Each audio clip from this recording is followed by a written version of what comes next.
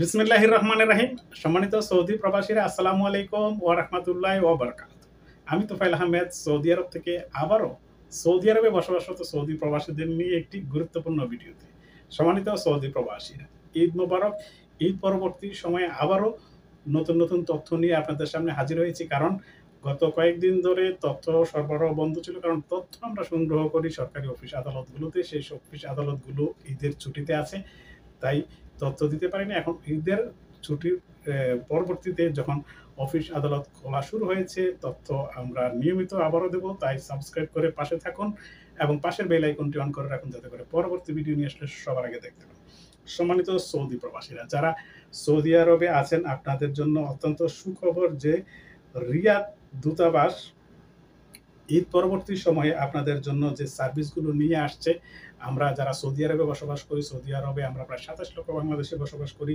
তাই দূর দূরান্ত থেকে আমরা রিয়াদ দূতাবাস অথবা জেদ্দা কনসুলেটে এসে আমাদের যে কাজগুলো, পাসপোর্ট নবায়ন কিংবা পাসপোর্ট রিসিভ করা, দূতাবাস সংক্রান্ত যে কোনো কাজ, সেই কাজগুলো ও এসে করা যায় না। তাই বাংলাদেশ সরকারের উদ্যোগ যে দূতাবাস থেকে একটি টিম বিভিন্ন সময়, তারা অবশ্য ছুটির দিনে যায়, বিভিন্ন শহরে গিয়ে আপনাদের কাজগুলো করে দিয়ে আসে।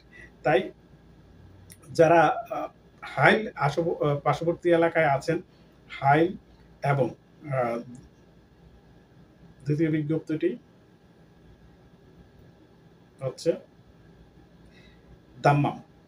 হাইল এবং দাম্মামে আসছে এই মাসের ভেতরে। শুরুতে আমি হাইলের তারিখটা আপনাদেরকে জানিয়ে দিচ্ছি। সেটি হচ্ছে আগামী ৪ এবং ৫ এপ্রিল ২০২৫, অর্থাৎ সামনে শুক্রবার এবং শনিবার হাইলে আসছে দূতাবাস কনসুলার টিম। সময় সকাল ৮ ঘটিকা হতে বিকাল ৪ ঘটিকা পর্যন্ত। স্থান হোটেল আল জাবালিন আল হাইল। আপনারা যারা ইতিমধ্যে হাইল থেকে পাসপোর্ট নবায়ন, পাসপোর্ট রিসিভ, ওয়েজান্না ডেভেলপমেন্ট বন্ড, প্রবাসী কল্যাণ কার্ড ইত্যাদি নিতেন, সেই একই স্থানে তারা আসছে ৪-৫ এপ্রিল ২০২৫ শুক্র এবং শনিবার। আর দাম্মামে আসছে ১১ এবং ১২ এপ্রিল ২০২৫, অর্থাৎ তার পরবর্তী সপ্তাহে দাম্মামে আসছে। দাম্মামে যারা নিয়মিত দূতাবাসের কাজ করেন, তারা তো জানেন যে ইস্তেহারা আল আসিমা ফয়সালিয়া দাম্মাম, এবং